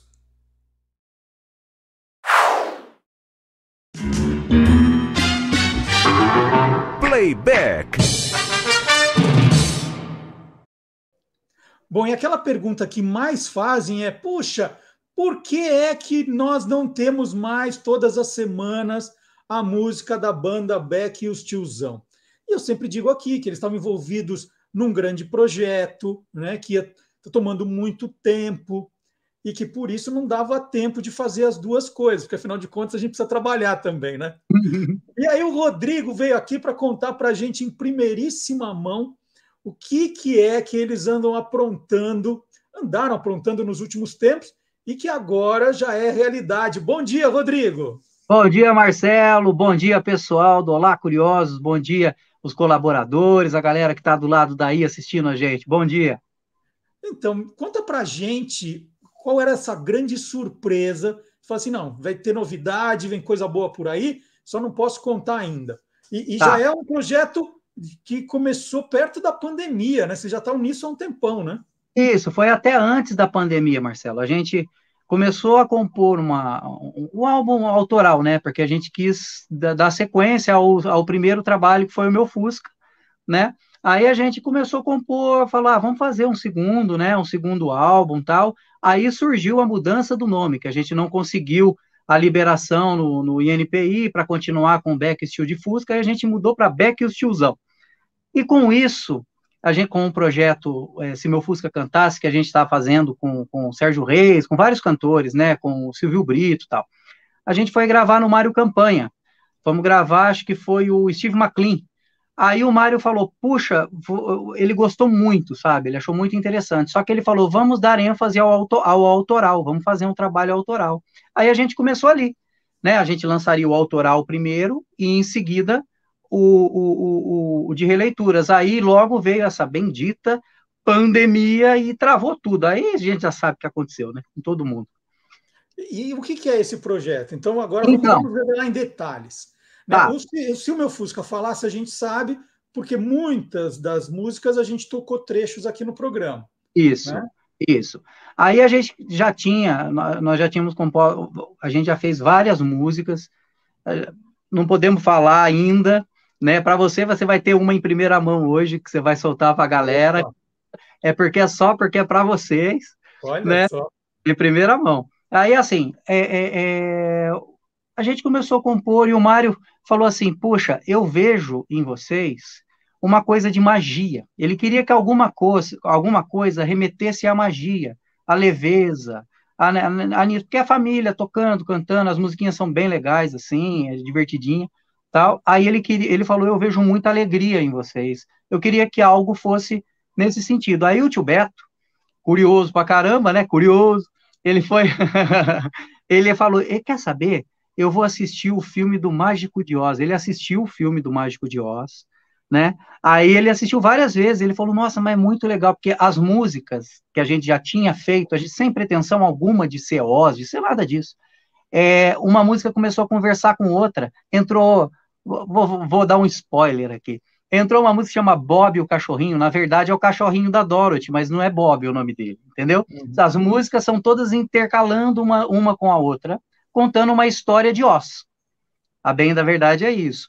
Aí, assim, aí a gente, durante a pandemia, tivemos mais tempo, né? A gente não desanimou, graças a Deus, a gente teve mais tempo de compor. Aí sim surgiu a música Tijolos Amarelos, que a gente vai passar para você passar hoje, né? Surgiu, nossa, várias músicas, a Tecnomágica, que é uma música que eu fiz na pandemia também, porque a maneira que a gente tinha de se comunicar, de matar saudade, de conversar com a galera, de trocar informação, era a tecnologia. A nossa vida, do nada, virou tecnomágica. Eu, sinceramente, nunca tinha ouvido falar do termo home office. Eu vim saber o que era na pandemia. Então, muita coisa mudou, né? Um novo mundo, né, na verdade.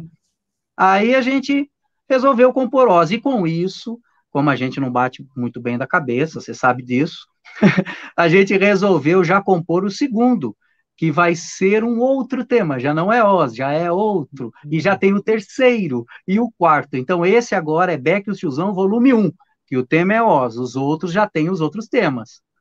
E eu andei olhando durante a pandemia, né, nas redes sociais de vocês estavam ali já com figurinos, com maquiagem, né, meio já transfigurados em personagens desse mundo Oz. Isso. Vai ter show vocês vestidos assim, ou era para o clipe? Como é que é? Não, na verdade, vai ser o show em cima do Oz, mas não é, o interessante, Marcelo, que não é um musical, né?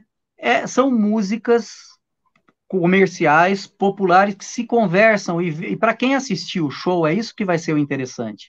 Vai contar a história sem a gente fazer, porque a gente não é artista conhecido, a gente não tem um single, uma música conhecida, famosa, nada. Então, uma maneira de vender isso e da pessoa falar, nossa, que maluco, sem ficar perguntando, a gente ficar, vamos tocar aquela música nossa que traz por título, sabe? Não precisa, a pessoa vai olhar e vai se ver, a pessoa vai falar, nossa, parece que eu já conheço, porque a história já é ligada, né, com a música. É isso. Aí o figurino vão ser em alguns momentos do show, vai ter hora que a gente vai trocar de roupa, eu boto máscara do cachorro, aí você nem queira ver o que é a bagunça que nós estamos aprontando. E o Mário Campanha acabou encampando esse projeto, ele virou padrinho, ele virou padrinho. O que ele fez disso tudo? Nossa, ele falava assim, porque O gostoso disso, Marcelo, é que assim, durante a pandemia a gente viu, né, a gente tinha duas coisas a fazer, ou esmorecer ou tentar crescer. Então a gente tentou crescer. E com isso a gente agregou muita coisa. O Mário às vezes ligava, tudo com máscara, a gente tudo apavorado, com medo lascado, porque nós somos velhos, mas os dois lá, ele com a Meire, são bem mais. Aí a gente ficava preocupado. Galvão, né, das irmãs Galvão. A gente queria. Ele falava, pô, Rodrigo, vem para cá para a gente compor e não sei o quê. Então, foi meio que, além de ser uma coisa muito musical, porque o Mário é um talento, né? Tanto o Mário, a Meire e tal, ele agrega em tudo que ele coloca a mão, ele agrega, ele é bom. Aí, foi bom para a gente não pirar o cabeção, e para eles também, que a gente teve uma convivência sadia, saudável, a gente conversava todo dia, e falava da música, e ficava com isso para a gente alimentar a alma, porque estava complicado.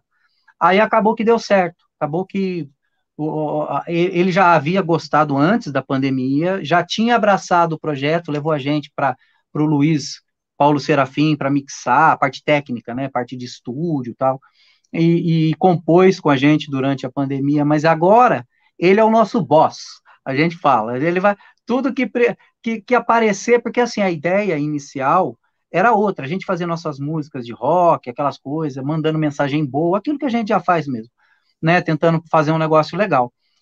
Só que ele veio com essa ideia da magia, a partir dali é um grande produtor, ele teve uma sacada e a gente é louco, a gente embarca junto com ele, né, acabou que deu certo. Aí, assim, ele tá com a gente, o Marião é nosso empresário, vamos dizer assim, só que além de empresário é nosso amigo, né. É bom. Então, vocês estão em boas mãos. E aí, vocês... eu lembro, Rodrigo, que uma vez, nós estamos fazendo uma entrevista no rádio ainda, e eu te perguntei quantos anos tinha a banda, e você errou, né? Ah, não me pergunte de novo. Não, mas agora, para evitar esse tipo de constrangimento, vocês estão escrevendo a história da banda, né? Isso. O Beto, ele pegou e falou, nossa...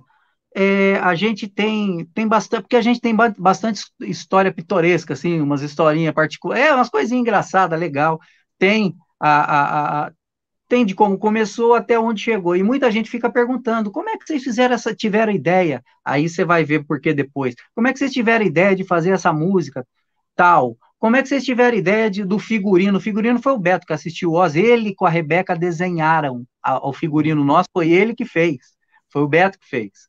Ele desenhou, ele teve a ideia lá, olhou aqueles bichos lá, e aí a Rebeca falou, eu vou desenhar. A Rebeca, ela tem muito talento para desenhar, ela desenhou, o Beto foi falando, os dois fizeram o figurino, ficou muito legal, assim, é tipo o Beto, o nosso Clodoberto. Muito bom.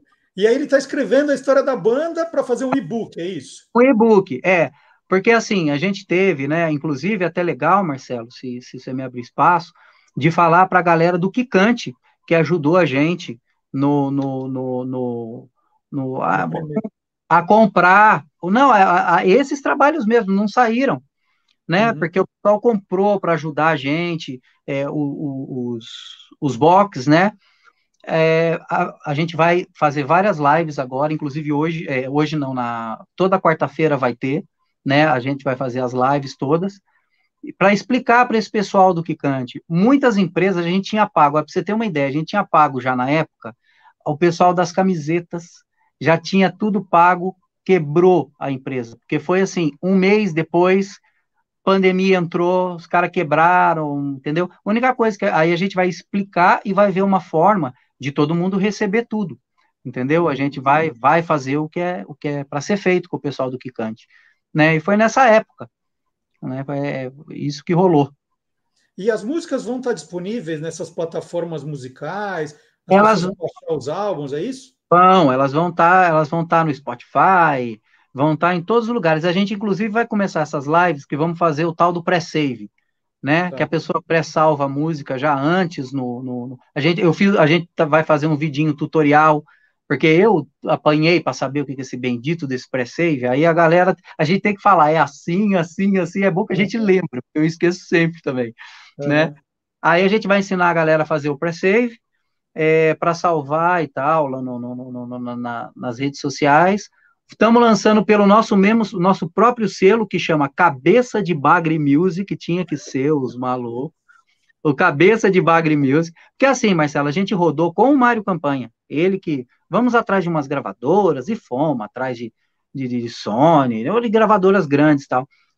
Não é que eles disseram não, eles disseram sim, só que é o seguinte, os caras chegam assim e falam, putz, depois que fizer sucesso a gente quer, mas dá vontade, né? Aí dá aquela vontade. Aí eu também, né? Aí eu falei, você quer saber? A gente mesmo vai montar o selo, a gente vai peitar, o Mário entrou na mesma, e a gente mesmo vai distribuir, vamos que vamos, é isso aí. É isso aí. Né? É isso aí. Então vamos contar para o pessoal seguir então as lives, seguir as novidades, porque agora vai ter uma novidade atrás da outra. Vai. Vocês estão nas redes sociais, quais? Beck e os Tiozão, a gente está no Spotify, no Spotify a partir do lançamento, que é dia 2 de setembro. A gente vai estar no Facebook, no Instagram, tá no TikTok, montamos o TikTok, tem 60 pessoas no TikTok lá, a gente não sei mexer naquele troço ainda, vou até perguntar, que você tá manjando, viu? Parabéns, tá muito legal você no TikTok, cara. Tá sensacional. Eu vou contar que aí são os meus filhos que fizeram isso, tá? Não, eu vou encher eles, porque, cara, tá sensacional. Parabéns para vocês todos, bicho. Tá muito legal, tô muito feliz. Muito feliz, mesmo. Então, olha, né? Beck e os Tiozão. Não é Beck e os Tios. Não, é Beck e os Tiozão. Oz é o nome do projeto. Oz é o projeto. Marcelo, não confunda. Não, o próximo é Alice. Já vou dar o spoiler para a galera aqui, já vai ser o tema da Alice. Sensacional, hein? Sensacional. Então vamos lá, você falou que tem uma surpresa para a gente. Sim. Eu sei que já está com a nossa produção. O que é então que a gente vai rodar agora? É a música que fez eu, o Beto e o Mário Campanha, num dia desses que a gente estava pastampa, com essa pandemia, vamos fazer uma música que leve alguém para algum caminho bom, feliz, alegre. Chama Tijolos Amarelos a música, que é a música que vai ser quase o tema, não é a música de trabalho, mas vai ser já é o tema do álbum novo. Chama Tijolos Amarelos, o nome da música. Ninguém viu ainda, vai ser agora. Ninguém viu, é a primeira mão. Maravilha. Rodrigo, muito obrigado pela conversa. Sempre que tiver novidade, nos avise. Vocês sabem, né? Que vocês aqui têm a porta aberta. Em casa, né?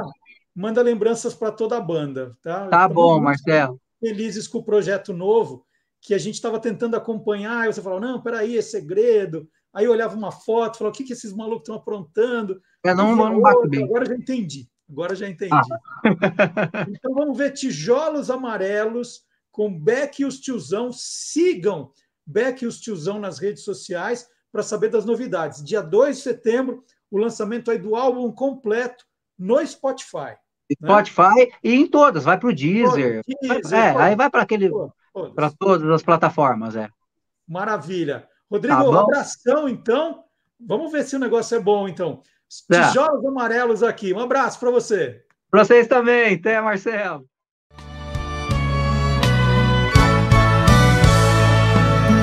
Vem com a gente, estamos todos juntos. De mãos dadas vamos caminhar. Transformando tudo com encanto.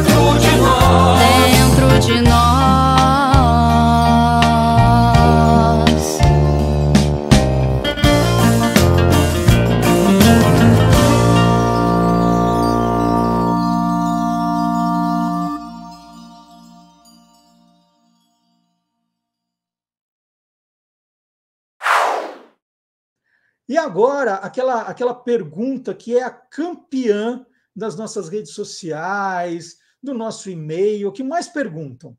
Por que o número 6 virou meia? Né? Porque a gente fala, em vez de falar 6, fala meia. Boa pergunta. Então, quem pode responder é o professor Dionísio da Silva. Ele adorou, falou, claro, eu adoro esse tema, vou resolver isso para vocês sim. Vamos ver?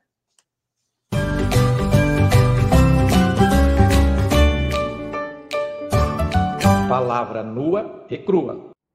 Vamos falar um pouquinho da meia, não a meia cancha, onde o meia armador, em geral, um meia direita, porque o meia esquerda é atacante, faz o trabalho de meio de campo, nem da meia calça, que é um calçado que se ergueu para formar a calça quando os romanos conquistaram a Europa do Norte, mais fria, mas sim da meia que substitui o 6, o número 6.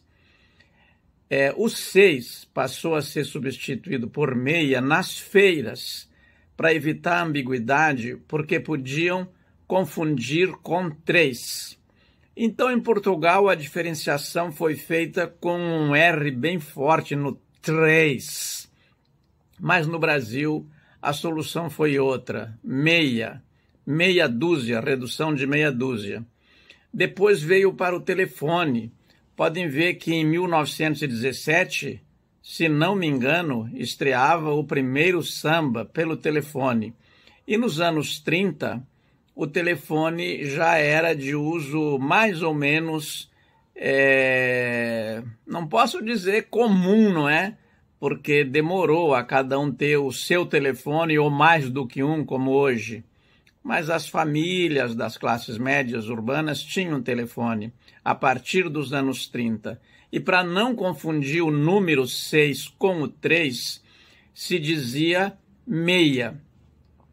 E, claro, estava referindo meia dúzia, mas reduziram aquela meia dúzia, que era 6, para meia. Havia também uma outra dificuldade que facilitou pegar esse costume de substituir o 6 por meia, que era antes do telefone automático. Você devia pedir à telefonista que fizesse a ligação. E se você fosse entendido como 3 no 6, ela ligava para outro número. Então se consolidou o meia. Muito obrigado, Marcelo, meu Morubixaba, nosso Morubixaba, e até de repente. Gente, olha a honra! O professor Dionísio tem um Guia dos Curiosos na estante dele também. Guia dos Curiosos, edição fora de série. Gente, eu não acreditei quando eu vi, falei, que honra! Que honra, professor! Professor Dionísio, então, usa o Guia dos Curiosos nas pesquisas também. Que alegria! Muito obrigado. Professor Dionísio sempre aí com a sua simpatia, contando histórias, né? E aí resolvendo as nossas curiosidades. Adorei saber. Adorei. Simples, né? Mas as pessoas sempre perguntam. E eu queria também indicar para vocês nos nossos vídeos que estão no TikTok, no Instagram, no Facebook, agora está toda parte, está no YouTube também, os vídeos de 1 minuto que nós fazemos com curiosidades, né, colocando 3 por semana, e está fazendo muito sucesso. Hoje temos aí, juntando o Instagram e o TikTok, 500 mil seguidores, que alegria, que assistem aos vídeos, curtem, comentam. Então é muito legal. E essa semana, um que bombou foi com o refrigerante Crush. Vocês lembram do Crush? Ó aqui a garrafinha do Crush, com a tampinha, ó. Com a tampinha, Crush. Né? Tá guardadinha aqui. Vamos fazer o seguinte, vamos rodar o vídeo do Crush e depois eu vou contar uma curiosidade. Nos dias de hoje, crush é aquela queda, aquela paixonite por alguém que muitas vezes nem imagina seu interesse. E isso não tem nada a ver com o nome desse refrigerante à base de laranja, lançado nos Estados Unidos em 1916. Aliás, a gente não falava aqui crush, o nome era Crush mesmo. Em 1911, o empresário Clayton Howell se associou ao químico Neil Colin Ward, especialista em refrigerantes. Ward criou uma fórmula exclusiva para produzir uma bebida sabor laranja. Naquela época, os refrigerantes levavam o sobrenome do inventor junto com o nome do produto. Por isso, o primeiro nome da bebida foi Ward's Orange Crush. E de onde veio esse nome? To crush, em inglês, é espremer. A ideia foi se referir ao processo de extração do óleo da casca da laranja usado no refrigerante. Não havia suco de laranja na bebida, apenas o óleo das cascas. O suco só começaria a ser adicionado em 1921. Mas é tão pouquinho, né? E olha, a curiosidade é a seguinte, né? O que mais perguntam, se vocês olharem os comentários do vídeo, pessoas assim, onde você comprou isso? Onde você comprou? Tem crush para vender no Brasil? De vez em quando, em São Paulo, dá para encontrar crush. Eu chamo crush, tá? Os jovens chamam crush. Pai, tem crush. Eu falo, não, filho, é crush aqui no Brasil, é crush, como eu falei no vídeo. Tem algumas lojas, eu já vi isso na Liberdade, alguns supermercados, que fazem importação de refrigerantes. Então, alguns sabores que a gente não tem, né? Já comprei umas Fantas diferentes, e de vez em quando aparece crush. Eu já tomei crush aqui, é bem mais caro, né? Uma latinha importada, vocês imaginam, é o dobro do preço que a gente paga pelo refrigerante, que o dobro, não, às vezes o triplo do que a gente paga. Mas de vez em quando, dando uma espiada nessas lojas que vendem chocolate importado, tal, a gente acha crush. Às vezes não só crush de laranja, eu já achei crush de outros sabores nessas importadoras, mas nunca se sabe o que vem. Não sei se eles encomendam, se vem container fechado. Então, de vez em quando aparece crush. Eu vou muito na Liberdade, vou pelo menos uma vez por mês, e lá tem umas dessas e eu dou umas espiadas. E me parece que em alguns lugares do Brasil ainda se encontra crush. Eu já ouvi dizer que no Rio Grande do Sul ainda tem, e os amigos gaúchos podem nos ajudar. Já ouvi que no Nordeste tinha, mas fui agora para o Ceará e não achei nada. Então, talvez ainda tenha, mas importado a gente encontra. E as pessoas perguntavam, nossa, mas onde você achou essa... Vocês vão ver nos comentários do vídeo, onde você achou essa garrafinha? Essa garrafinha, na verdade, já está comigo pelo menos uns 10 anos aqui em casa. Numa viagem para os Estados Unidos, eu trouxe, né, já vazia, já tinha tomado a crush lá nos Estados Unidos, né, guardei a tampinha, que eu acho super bacana, e eu guardei a garrafinha. E agora, para gravar o vídeo, eu ia gravar com a garrafa vazia. Vou gravar com a garrafa vazia. Mas eu falei, nossa, mas vai ficar ruim, né? Vai ficar ruim. Aí o que eu fiz? Eu coloquei suquita aqui dentro. Coloquei suquita, comprei suquita só para deixar com a cor da crush de verdade. Embora eu tenha a sensação que a crush era mais laranja do que a suquita. Então eu fiz uma questão cenográfica para mostrar a embalagem, que não ia ficar bonita, né? Ela vazia. Precisava de uma cor. Então tá aí os bastidores da gravação dos vídeos. As pessoas me pediram para falar dos bastidores e aqui está a explicação de como foi feito esse vídeo. Mas a garrafa é verdadeira, viu, gente? A garrafa é verdadeira. A suquita, a crush dentro é que era fake. Adorei fazer. Olha essa notícia aqui. Pode, assim, à primeira vista vai parecer mentira, mas é verdade essa notícia que eu separei aqui. Sabe esses sacos de lixo de plástico, né? Esquece isso. E em sua mais recente façanha, a marca de moda Balenciaga lançou um saco de lixo de luxo, vendido a $1.790. Saco de lixo a $1.790, dá quase R$10.000 essa brincadeira. O Trash Push foi criado para quem quer tirar o lixo de casa com estilo. Na verdade, a Balenciaga vem se promovendo nos últimos tempos com peças que transformam qualquer coisa em moda inovadora. Tem uma jogadinha aí de marketing, né? Estamos falando da marca, olha só. O design foi lançado no último desfile de moda inverno de 2022. A bolsa é feita de couro de bezerro e vem em 4 cores diferentes: preto, azul e preto, amarelo e preto, ou branco e vermelho. Ele também tem um cordão para manter o lixo bem fechado. Um revestimento foi dado ao saco para replicar aquele famoso brilho do saco de lixo. Olha que coisa, né? É aquela notícia que a gente lê e fica assim, boquiaberto, tipo, como uma empresa faz isso, se tem algum maluco que compra isso, né? E é a questão hoje do chamar a atenção nas redes sociais, uma coisa que as pessoas vão mais criticar do que aplaudir, é isso. Então, né, na hora que ele falou, nossa, mas isso é verdadeiro ou farsa? Mas eu falei, não, nem vou perguntar para o Gilmar Lopes, porque o Gilmar tem sempre assuntos melhores para contar para a gente. Chegou a hora, então, do criador do e-farsas.com, Gilmar Lopes.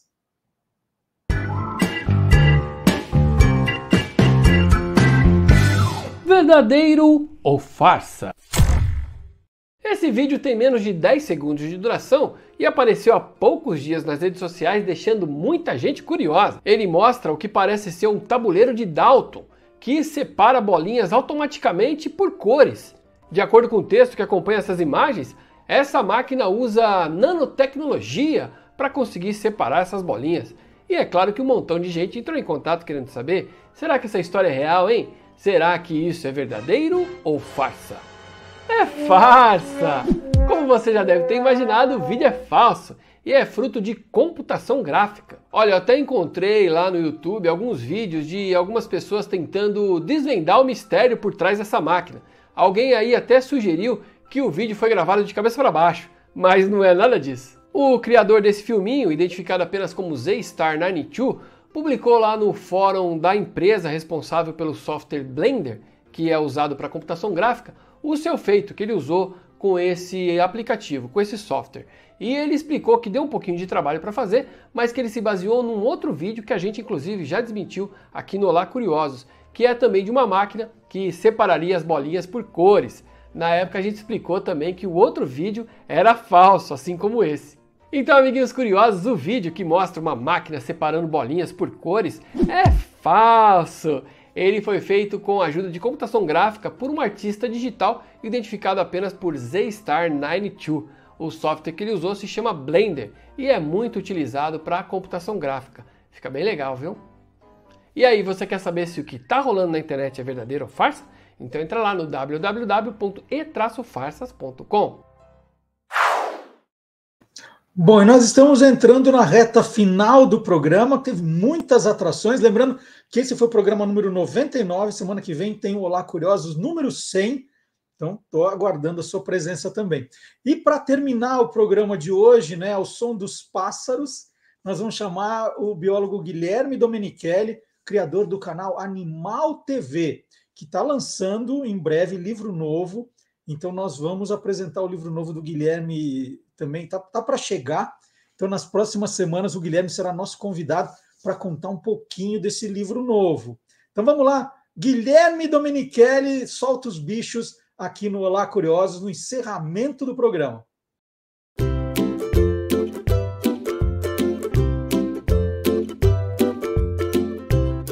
Soltando os bichos, com Guilherme Domenichelli. Você sabe quantas espécies de pássaros existem no mundo todo?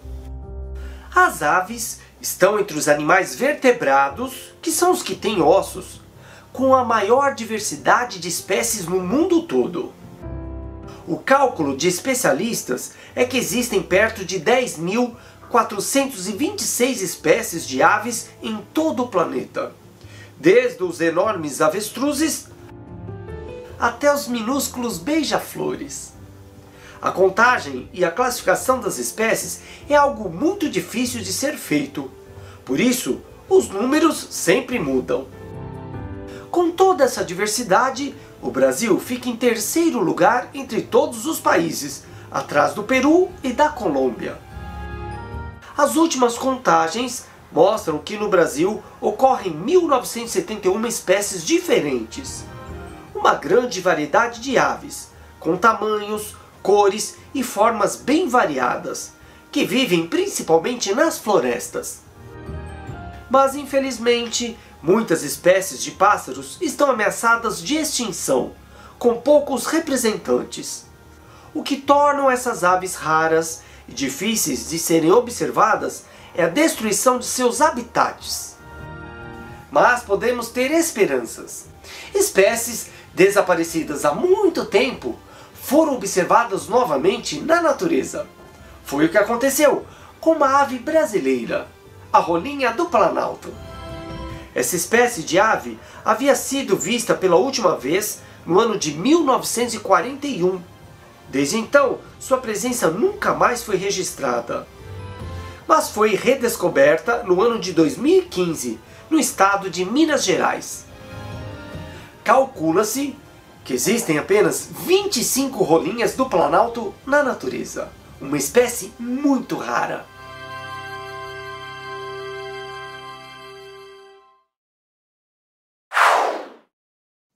Então é isso, hein? Semana que vem o programa número 100, tá rimando, tá bonito. Semana que vem, programa número 100, e eu aguardo você, ó, dessa vez esse programa, hein, para não perder, que é muito legal acompanhar muitas atrações, muitas novidades. E então fica o meu convite. Não vai embora sem deixar o seu joinha, o seu like no programa, sem deixar o seu comentário. E aí, pessoal do chat, é agora na parte de comentários, por favor. E compartilhe, né? Nós temos a missão, a meta de chegar a 10 mil seguidores no YouTube até o final do ano, hein? Estamos indo bem, faltam 1.500, estamos indo bem. Vamos conseguir? Você já trouxe um seguidor novo essa semana? Por favor. Está cheio de amigos, está cheio de grupo. Todo mundo tem um monte de grupos no WhatsApp que eu sei. Então convide o pessoal, né? Pega um vídeo que você gosta, compartilhe, mostre o Guia dos Curiosos nas redes sociais. Vamos lá, vamos trazer bastante curiosos para cá. Semana que vem, programa número 100. Tchau, gente!